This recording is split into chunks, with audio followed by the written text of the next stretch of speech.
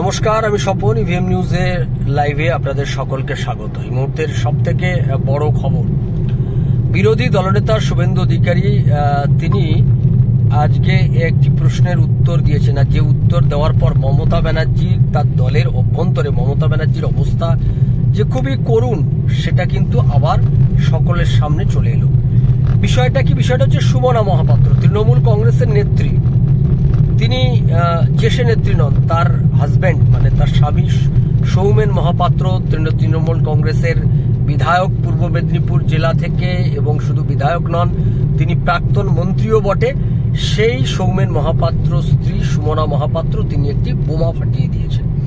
এই বোমা ফাটিয়েছেন তিনি শুভেন্দু অধিকারীকে নিয়ে। তিনি কি বোমা ফাটিয়েছেন? তিনি বলেছেন, আমি যেহেতু শুভেন্দু অধিকারীকে গালাগাল করতে পারি না, এটা আমার রুচিতে বাধে, সে কারণেই বোধহয় আমার তৃণমূল কংগ্রেসে আমাকে কোণঠাসা করে দেওয়া হচ্ছে, সে কারণে তৃণমূল কংগ্রেসে আমাকে সাইড লাইনে পাঠিয়ে দেওয়া হচ্ছে। তার কথার মূল মোদ্দা কথা ছিল এটা। আর এরই পরিপ্রেক্ষিতে বিরোধী দলনেতা শুভেন্দু অধিকারীকে আজকে সাংবাদিকরা কিছু প্রশ্ন করেছিলেন।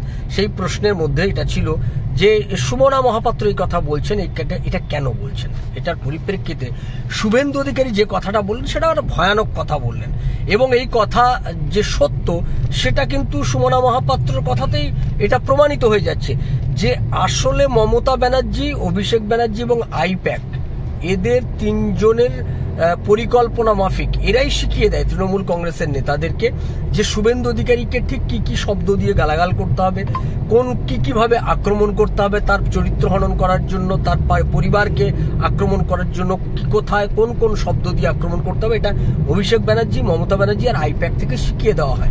এই দাবিটা কিন্তু শুভেন্দু অধিকারী এর আগেও করেছিলেন, কিন্তু তখন সেই দাবির সত্যতা নিয়ে প্রশ্ন উঠেছিল। কিন্তু এখন যখন সুমনা মহাপাত্র দলের নেত্রী, যখন তিনি এটা বলেন, তখন শুভেন্দু অধিকারীর এই যে দাবি, এই দাবির পক্ষে যে সত্যতা, সেই সত্যতাটা কিন্তু প্রমাণিত হয়, এটা জনসমক্ষে চলে আসে। এবং এই জনসমক্ষে চলে আসাতে তৃণমূল কংগ্রেসের নেত্রী অন্তত এটা বুঝতে পারবে যে তার তৃণমূল কংগ্রেসের মধ্যে তার যে জনপ্রিয়তা, সেই জনপ্রিয়তা তলানিতে গিয়ে ঠেকছে। অর্থাৎ তৃণমূল কংগ্রেসের মধ্যে, তৃণমূল কংগ্রেস করেন, তৃণমূল কংগ্রেসে রয়েছেন এরকম বহু সংখ্যক নেতা নেত্রী যারা রয়েছেন এখনো তৃণমূল কংগ্রেসে, তারা কিন্তু শুভেন্দুকে মনে করেন যে পশ্চিমবাংলার প্রকৃত অর্থে এই মুহূর্তের একজন জননেতা।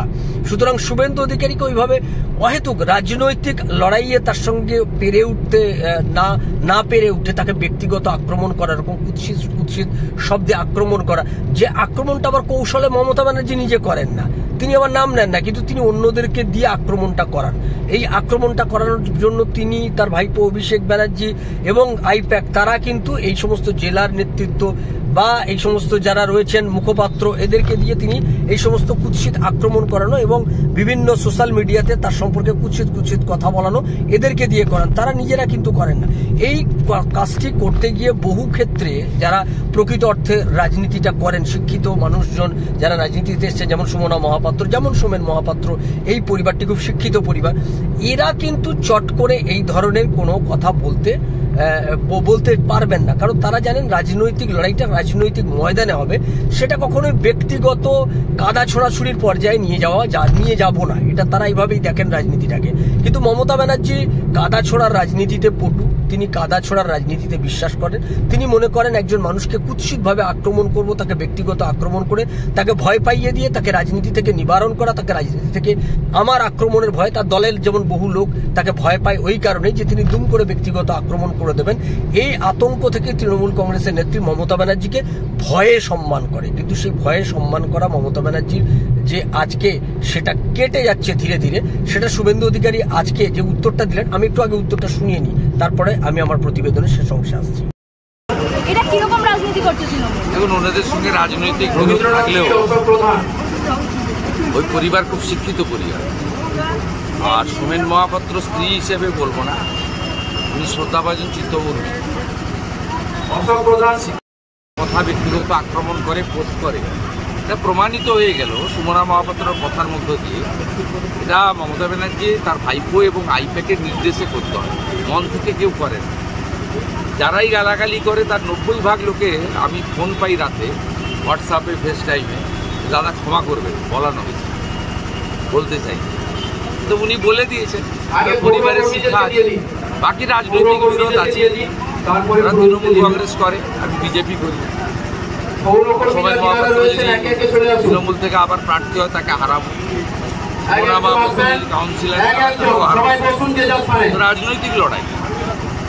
এতদিন যে ওদের ইকোসিস্টেম আমার সম্পর্কে বলে, এটা যে বলানো হয়, এটা সামনে এসেছে।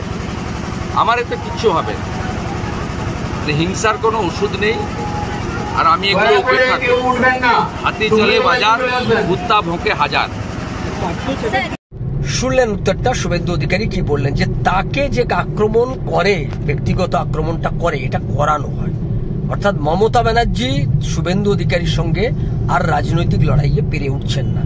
তিনি ধমক চমক দিয়েও শুভেন্দু অধিকারীকে দমাতে পারবেন না, এটা তিনি বুঝেছেন। ফলে তাকে ব্যক্তিগত আক্রমণ করার জন্য তিনি লোক লাগিয়েছেন। তারপর শুভেন্দু অধিকারীর উপর তার প্রচুর রাগ, কারণ তাকে নন্দীগ্রামে হারিয়ে দিয়েছে।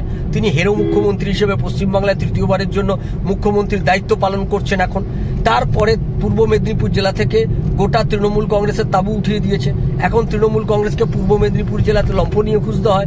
কোথায়? পূর্ব মেদিনীপুর জেলায়, যেখানে সমবায় নির্বাচনগুলো পর্যন্ত 53টা, এখনো পর্যন্ত লাস্ট আমরা যা দেখেছি 57টা সমবায় নির্বাচনে তৃণমূল কংগ্রেসকে পর্যুদস্ত করে সেখানে বিজেপি সমর্থিত লোকজন তারা ওখানে জয়যুক্ত হয়েছে।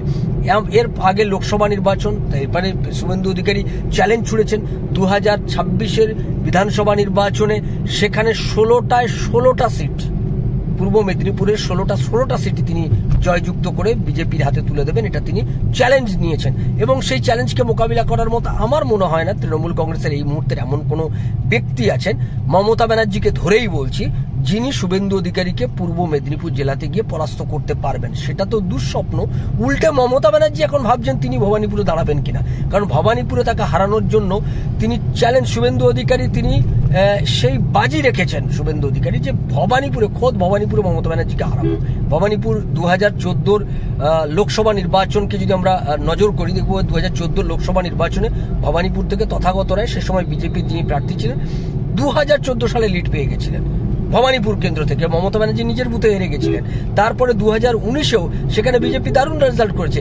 এবার 2024-এর বিধানসভা নির্বাচনেও কিন্তু আমরা দেখলাম সেখানে 8টা ওয়ার্ডের মধ্যে 5টা ওয়ার্ডে বিজেপি এগিয়ে গেল, বাকি 3টে ওয়ার্ডে বিজেপি কিন্তু 8টা ওয়ার্ডের মধ্যে বাকি 3টে ওয়ার্ডে তৃণমূল কংগ্রেস এগিয়ে রয়েছে। এই যখন পরিস্থিতি, তখন মমতা ব্যানার্জিকে ভাবাচ্ছে যে ভবানীপুর কেন্দ্রটা আদৌ তার জন্য সেফ কিনা, ভবানীপুর কেন্দ্রে তিনি আদৌ দাঁড়াবেন কিনা, এটা নিয়ে তিনি চিন্তায় রয়েছেন। ফলে অনেকে মনে করছেন ভবানীপুর কেন্দ্র থেকে সরে গিয়ে তিনি বন্দর কিংবা মেটিয়াবুরুজ এরকম একটা জায়গায় দাঁড়িয়ে পড়তে পারেন, সেটাও রয়েছে। ফলে এই শুভেন্দু অধিকারীর জন্য তাকে রাজনৈতিকগতভাবে যেভাবে হেকেলড হতে হচ্ছে, রাজনৈতিকগতভাবে শুভেন্দু অধিকারী তাকে যে চ্যালেঞ্জটা ছুটছে, সেই চ্যালেঞ্জকে তিনি মোকাবিলা করতে পারছেন না রাজনৈতিকগতভাবে।